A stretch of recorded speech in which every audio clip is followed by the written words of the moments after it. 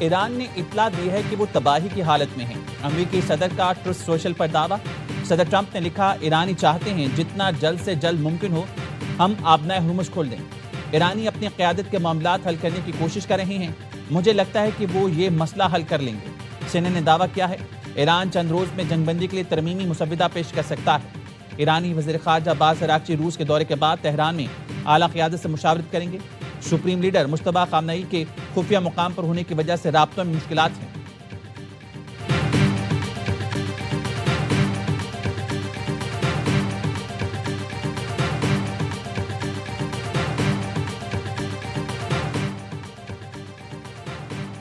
دنیا کی ساری فوج بھی آ جائے تو آبدہ ہرمز سے ایران کا کنٹرول ختم نہیں کر سکتی۔ ایران کے سیکیورٹی کونسل کے ترجمان ابراہیم رضائی نے کہا، انہیں یہ بات سپاہ پاسداران کی بحریہ کے کمانڈرز نے بتائی ہے۔ رضائی نے مزید کہا، ایران کی اجازت کے بغیر 1 لیٹر پیٹرول بھی آبدہ ہرمز سے نہیں گزر سکتا۔ ایرانی فوج کے ترجمان محمد اکرم کا کہنا ہے، ہم اب بھی حالت جنگ میں ہیں۔ امریکہ اور اسرائیل پر ذرہ برابر بھی بھروسہ نہیں۔ جنگ بندی کے دوران بھی ایران اپنے اہداف اپ ڈیٹ کر رہا ہے۔ نئے جنگی ساز و سامان کی تیاری کا عمل بھی پوری شدت سے جاری ہے۔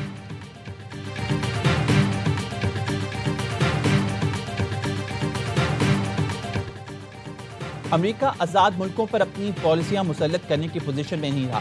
ایرانی نائب وزیر دفاع رضا طلائی کا بشقیق میں SCO وزراء دفاع اجلاس سے خطاب، کہا ایران دفاعی صلاحیتیں ایشیائی ملکوں کے ساتھ شیئر کرنے کے لیے تیار ہے۔ ایران دفاعی ہتھیاروں کی ٹیکنالوجی بھی منتقل کر سکتا ہے۔ رضا طلائی نے دعویٰ کیا، اب پوری دنیا امریکہ اور اسرائیل کو ریاستی دہشت گردی کی علامتیں سمجھتی ہیں۔ پاکستان کے وزیر دفاع خواجہ آصف اور ایران کے نائب وزیر دفاع کی ملاقات، دونوں رہنماؤں نے موجودہ صورتحال پر تبادلہ خیال کیا۔ رضا طلائی کی روسی اور بیلاروسی دفاعی حکام سے بھی ملاقاتیں ہوئیں۔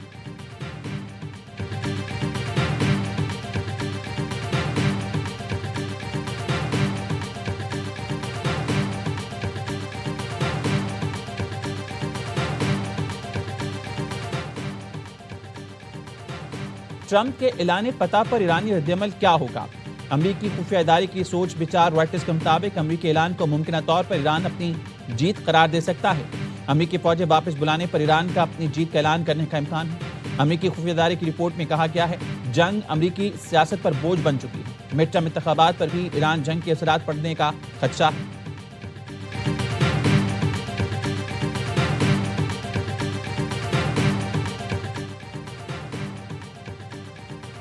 امریکی محکمہ خزانہ نے 35 ایرانی اداروں اور افراد پر پابندی عائد کر دی۔ امریکی وزیر خزانہ کہتے ہیں ایران کے نامزد افراد، ادارے اربوں ڈالرز غیر قانونی کارروائیوں میں استعمال کر رہے ہیں۔ آبنہ ہرمز سے گزرنے کے لیے ایران کو ٹول پیمنٹ دینے والی کمپنیز کو بھی سخت پابندیوں کا سامنا ہوگا۔ امریکی حکام کے مطابق پابندیوں کا مقصد ایران کے غیر قانونی مالیاتی نیٹ ورکس فنڈز کی منتقلی کو روکنا ہے۔ امریکی دفتر برائے غیر ملکی اساتذہ جات کنٹرول کی جانب سے متعلقہ کمپنیز کو وارننگ جاری ہے۔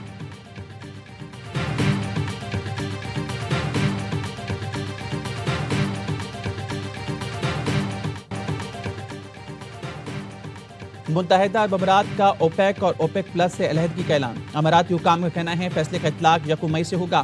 فیصلہ UAE کے طویل مدتی اقتصادی ویژن کے تحت کیا۔ فیصلے کا مقصد مقامی پیداوار بڑھانے کی پالیسی پر عمل ہے۔ آزاد ذمہ دار پیداواری ملک کے طور پر اپنا کردار ادا کرنا ہے۔ اعلامیہ کے مطابق UAE نے بڑھتی ہوئی مانگ پورا کرنے کے لیے سرمایہ کاری کی۔ اس اقدام سے پہلے اوپیک سے کئی دہائیوں تک تعاون جاری رہا۔ متحدہ عرب امارات کے وزیر توانائی کا کہنا ہے، یہ قدم ایک موضوع وقت پر اٹھایا جا رہا ہے اور خصوصاً آبنہ ہرمز میں موجود پابندیوں کے تناظر میں اس سے منڈی پر کوئی اثر پڑے گا نہیں۔ معاشی ماہرین کا کہنا ہے، متحدہ عرب امارات کا نکلنا اوپیک ملکوں کو متاثر کرے گا۔ عابد سلیری نے کہا، آبنہ ہرمز بند ہے، متحدہ عرب امارات پیداوار بڑھائے گا تو بیچے گا کیسے؟ UAE کم قیمت پر تیل دے گا تو اوپیک کو بھی کم قیمت کرنا پڑے گی۔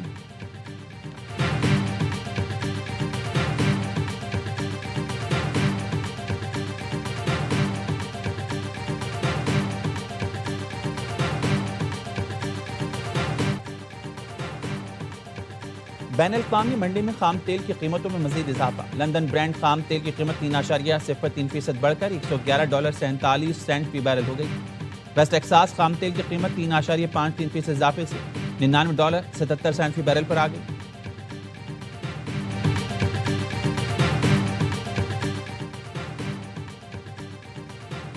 عالمی بینک نے توانائی کی قیمتوں میں 4 سال کے سب سے بڑے اضافے کا انتباہ جاری کر دیا۔ ورلڈ بینک کا کہنا ہے ایران جنگ کے باعث توانائی کی قیمتوں میں 24% اضافے کا خدشہ ہے۔ رواں سال توانائی کی قیمتیں 2022 میں روس یوکرین جنگ کے بعد بلند ترین سطح پر پہنچ جائیں گی۔ 2026 میں مجموعی اجناس کی قیمتوں میں 16% اضافے کا خدشہ ہے۔ برینٹ کروڈ کی اوسط قیمت $66 فی بیرل تک رہنے کی توقع۔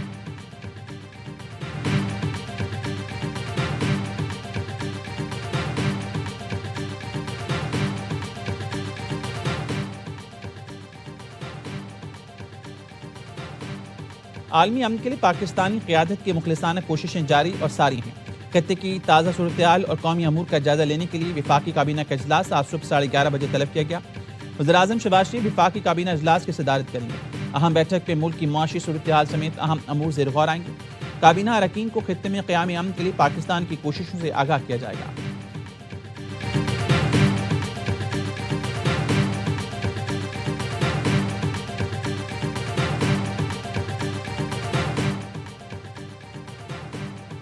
وزیراعظم شہباز شریف کا آئندہ ماہ دورہ چین کا فیصلہ، چینی قیادت سے ملاقاتیں کریں گے۔ مشرق وسطی بحران سے متعلق چینی قیادت کو اعتماد ملیں گے۔ علاقائی عالمی صورتحال پر بھی مشاورت۔ امریکہ ایران معاملہ بھی زیر بحث آئے گا۔ دورے میں دو طرفہ تعلقات، اقتصادی تعاون پر بات ہوگی۔ سی پیک منصوبوں پر پیش رفت ایجنڈے کا اہم حصہ۔ سرمایہ کاری اور نئے معاہدوں پر پیش رفت کا بھی امکان۔ دفتر خارجہ نے دورہ چین کے شیڈول کی تیاریاں شروع کر دی۔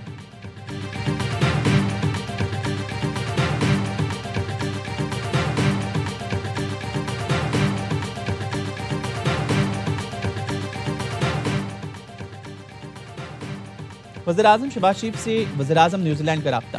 شہباز شریف نے خطے میں کشیدگی میں کمی کے لیے پاکستان کے سفارتی رابطوں سے آگاہ کیا۔ نیوزی لینڈ کے وزیراعظم نے پاکستان کی کوششوں کو سراہا۔ وزیراعظم شہباز شریف سے یورپی یونین کے وفد کی ملاقات۔ وزیراعظم کا کہنا تھا یورپی یونین پاکستانی برآمدات کے لیے سب سے بڑی منڈی ہے۔ پاکستان میں یورپی یونین پاکستان بزنس فورم کا انعقاد خوش آئند ہے۔ حکومت غیر ملکی سرمایہ کاری اور تجارتی تعلقات کے فروغ کے لیے سہولت فراہم کرے گی۔ یورپی وفد نے وزیراعظم کی خطے میں قیام امن کی کوششوں کو سراہا۔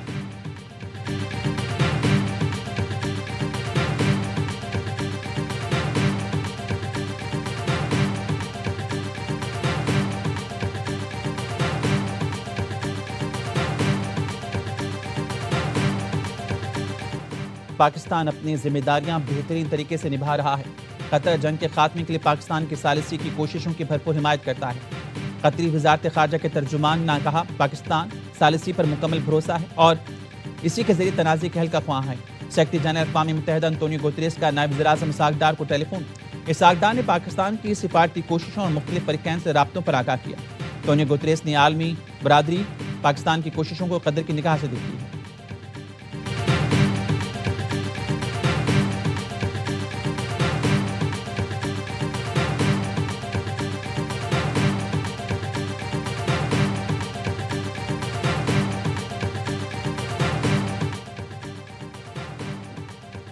برطانیہ اور امریکہ کا رشتہ انمول اور ابدی ہے۔ برطانیہ امریکہ کی بطور قوم تقدیر آپس میں جڑی ہوئی ہے۔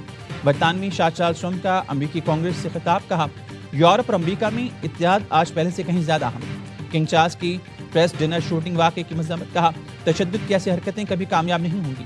اس سے پہلے وائٹ ہاؤس میں کنگ چارلس کے اعزاز میں استقبالیہ دیا گیا۔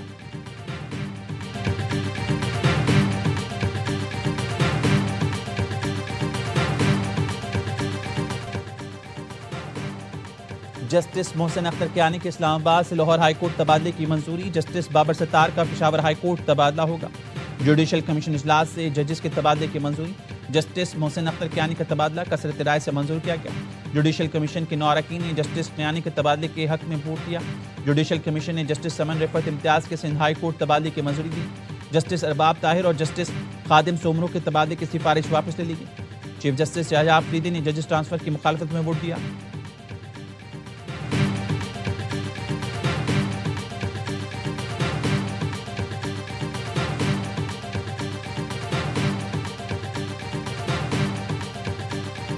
ججز کا ٹرانسفر گزشتہ 50 سالوں میں کبھی نہیں ہوا۔ ان کی مرضی کے بغیر جج کو دوسری جگہ میں ٹرانسفر کرنا ایک بڑا سیریس مسئلہ ہوتا ہے۔ میں ضرور یہ بھی ریکویسٹ کروں گا کہ آپ سب سے پہلے تو اس کو وڈرا کر لیں۔ پی ٹی آئی کی ججز تبادلوں کے فیصلے کی مخالفت۔ بیرسٹر گوہر کا کہنا ہے ججز کا تبادلہ آزاد عدلیہ کے تصور کے خلاف ہے۔ ہائی کورٹس میں ججز کی تعداد مکمل ہے۔ تبادلہ عدلیہ کو تقسیم کرنے کے مترادف ہے۔ ججز کا تبادلہ کسی فرد واحد کا کام نہیں، آئین کے مطابق مرضی کے بغیر تبادلہ نہیں ہو سکتا۔ بیرسٹر علی ظفر نے کہا آزاد عدلیہ کے لیے ایک افسوسناک دن ہے۔ جسٹس بابر ستار کا چیف جسٹس پاکستان کو خط، ٹرانسفر سے متعلق ذاتی طور پر سننے کی صدا۔ ذرائع کے مطابق جسٹس بابر ستار نے لکھا آرٹیکل 200 کے تحت ٹرانسفر سے پہلے کمیشن اجلاس میں انہیں سنا جائے۔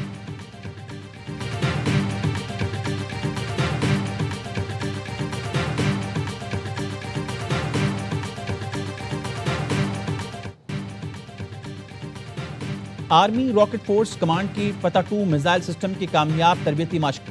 IHPR کے مطابق فتح 2 میزائل سسٹم جدید ایویونکس نیویگیشن سسٹم سے آراستہ ہے۔ اسٹریٹجک پلانز ڈویژن سائنسدانوں اور انجینئرز نے مشق کا مشاہدہ کیا۔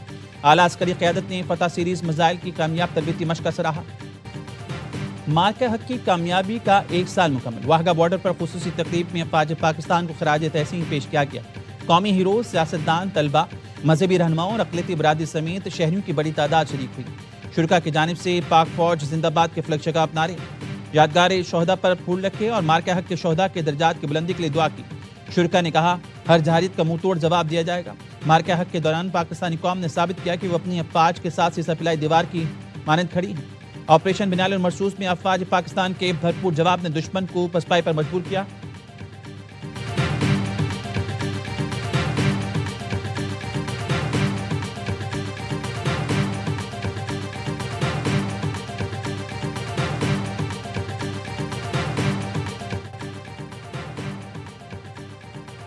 پاک افغان سرحد پر افغان طالبان اور فتنہ خوارج کی بلا اشتعال جارحیت، پاک فوج کا بھرپور جواب۔ پاک فوج نے چمن سیکٹر میں افغان طالبان کی متعدد چوکیوں کو تباہ کر دیا۔ افغان طالبان کی سرشان، المرجان، ایدھی پوسٹ، گاڑی اور دیگر تنصیبات کو کامیابی سے نشانہ بنایا گیا۔ دہشت گردوں اور ان کے سرپرستوں کے عزائم کو خاک ملا دیا جائے گا۔ پاک فوج کا آپریشن غزب للحق تمام مقرر اہداف کے حصول تک جاری رہے گا۔ وزیر داخلہ محسن نقوی کی فتنہ خوارج کی بلا اشتعال جارحیت کی مذمت، دشمن کو منہ توڑ جواب دینے پر پاک فوج کو خراج تحسین۔ کہا پاک فوج نے بروقت کارروائی کر کے دشمن کے مذموم عزائم کو ناکام بنایا۔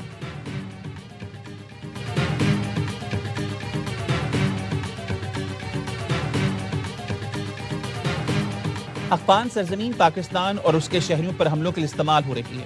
افغانستان میں دہشت گرد عناصر کے خلاف قابل اعتماد اور مؤثر کارروائی ناگزیر ہے۔ وزیر دفاع خواجہ آصف کا شنگھائی تعاون تنظیم وزراء دفاع کے اجلاس کے موقع پر گفتگو، کہا زیادہ تشویش قلعدم TTP اور BLA جیسے دہشت گرد گروہوں سے ہے۔ پاکستان نے دہشت گردی کے خلاف محض کھوکھلے نعرے نہیں لگائے بلکہ عملی اقدامات کیے۔ پاکستان کی قربانیوں کو نظر انداز کرنا حقائق سے آنکھیں بند کرنے کے مترادف ہے۔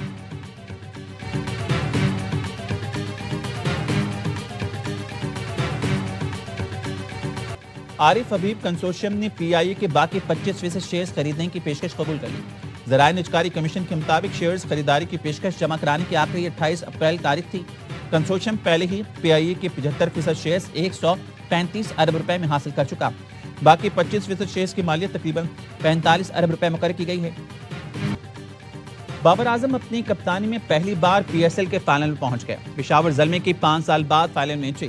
کوالیفائر میں اسلام آباد یونائیٹڈ کو 70 رن سے آؤٹ کلاس کر کے 5ویں بار یہ اعزاز حاصل کیا۔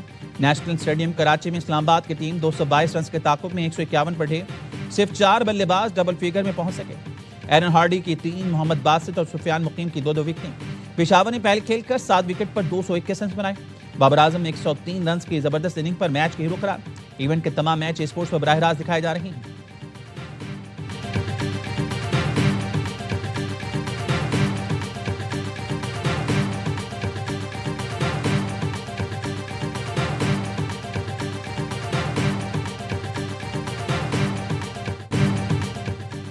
کراچی کے شائقین کا پیسہ وصول، بابر اعظم کے سینچری اسٹیڈیم نے تماشائیوں کی واپسی کا مزہ دوبارہ کر دیا۔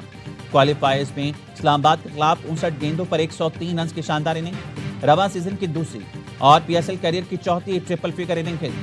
اپنی باری میں 12 کلاسیکل چوکے اور 4 بلند و بالا چھکے لگائے۔ سیزن 11 کے ٹاپ اسکورر بھی بن گئے۔ کنگ نے پاکستان سپر لیگ کے کسی بھی سیزن میں سب سے زیادہ 588 رنز کا ریکارڈ بھی برابر کیا۔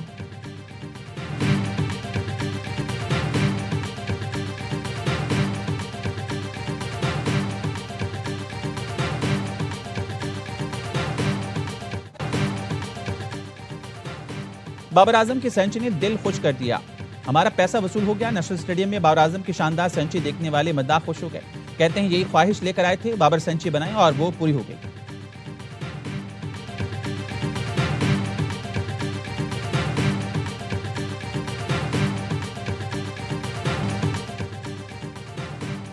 پی ایس ایل 11 میں شائقین کی انٹری، نیشنل اسٹیڈیم کراچی میں میگا ایونٹ کو 4 چاند لگ گئے۔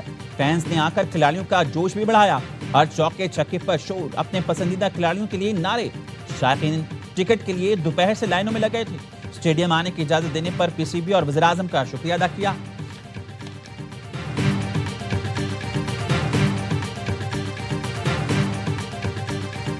دس اوور میں ہی پشاور نے بلڈوز کر دیا تھا اسلام آباد یونائٹڈ کی سوچ کو۔ بابر تو ٹو گڈ کھیلا، جو پارٹنرشپ 72 رنز کی ہوئی نا، حارث کی اور بابر کی، اس نے ایک بیس بنا دی۔ بہت ٹاپ کلاس کرکٹ کھیل رہے ہیں، بہت بہت مبارک ہو زلمی کی ٹیم کو اور بابر کو بھی 4تھی سینچری بنانے میں مزہ آیا بیٹنگ دیکھنے کا۔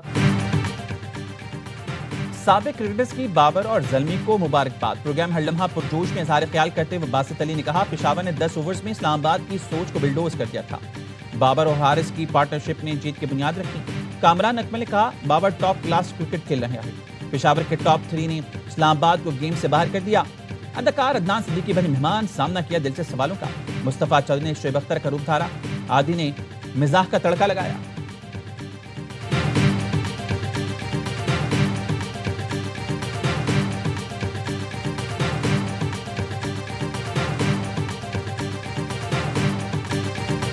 اور اب ہوگا آر یا پار، جیتے تو برقرار، ہارے تو سیدھا ایونٹ سے باہر۔ H B L P S L 11 کا پہلا ناک آؤٹ میچ آج ملتان سلطانز اور حیدرآباد کنگز مین کے درمیان ہوگا۔ غلطی کی کوئی گنجائش نہیں۔ ملتان نے پہلے راؤنڈ میں 10 میں سے 6 میچ جیتے، حیدرآباد نے 5 میں فتح سمیت آخری میچ میں سب کو سرپرائز کر کے پلے آف میں جگہ بنائی۔ ہیڈ ٹو ہیڈ مقابلوں میں دونوں ٹیمیں ایک ایک میچ جیت چکی۔ فادر ٹیم جمعے کو اسلام آباد یونائٹڈ اور دوسرا ایلیمنیٹر کھیلے گی۔